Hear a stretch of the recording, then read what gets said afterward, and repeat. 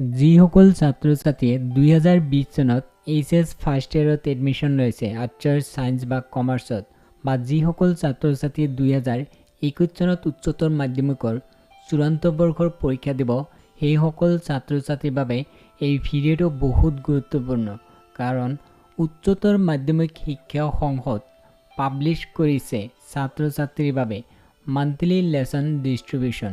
এতিয়া ছাত্ৰ ছাত্ৰী কাম কৰিব লাগিব যেটো বোৰ্ডে ৰিলিজ কৰিছে অৰ্থাৎ পাব্লিছ কৰিছে মান্থলি লেসন ডিস্ট্ৰিবিউচন সেইটো ডাউনলোড কৰিব লাগিব কাৰণ সেইমতে ছাত্ৰ ছাত্ৰী এতিয়া পাঠদান হ'ব অৰ্থাৎ ক্লাছ হ'ব। এতিয়া ছাত্ৰ ছাত্ৰীয়ে PDF ফাইলত ডাউনলোড কৰিব পাৰিব যেটো মান্থলি লেসন ডিস্ট্ৰিবিউচন আহিছে। এতিয়া মই আপোনালোকক দেখাম ছাত্ৰ ছাত্ৰী কেনেকৈ ডাউনলোড কৰিব।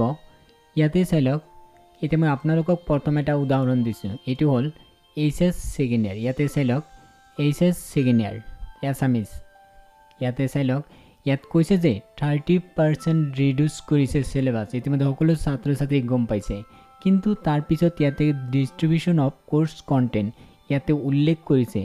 এতিয়া ছাত্ৰ ছাত্ৰী কোনটো মাহত কি লেসন পাঠদান হ'ব অৰ্থাৎ ক্লাছ হ'ব সেইটো উল্লেখ কৰিছে। এতিয়া ছাত্ৰ ছাত্ৰী এটো ডাউনলোড কৰিব লাগিব।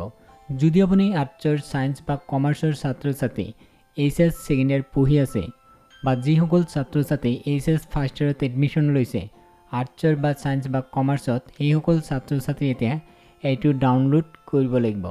ডাউনলোডৰ লিংক এই ভিডিঅ' ডেসক্ৰিপশ্যনত পাব। ভিডিঅ' ডেসক্ৰিপশ্যনৰ লিংকত ক্লিক কৰি মোবাইলতে PDF ফাইল ডাউনলোড কৰিব পাৰিব। ইয়াতে চাই লওক অক্টোবৰ মাহত কি লেসনৰ পাঠদান হ'ব অৰ্থাৎ ক্লাছ হ'ব ইয়াতে উল্লেখ কৰিছে। নৱেম্বৰ মাহত, ডিসেম্বৰ মাহত, তাৰ পিছত ফেব্ৰুৱাৰী মাহত ইয়াতে চাই লওক 2021 চনলৈ ইয়াতে উল্লেখ আছে। এতিয়া আপোনালোকে কাম কৰক এই ভিডিঅ' ডেসক্ৰিপশ্যনত লিংক পাব।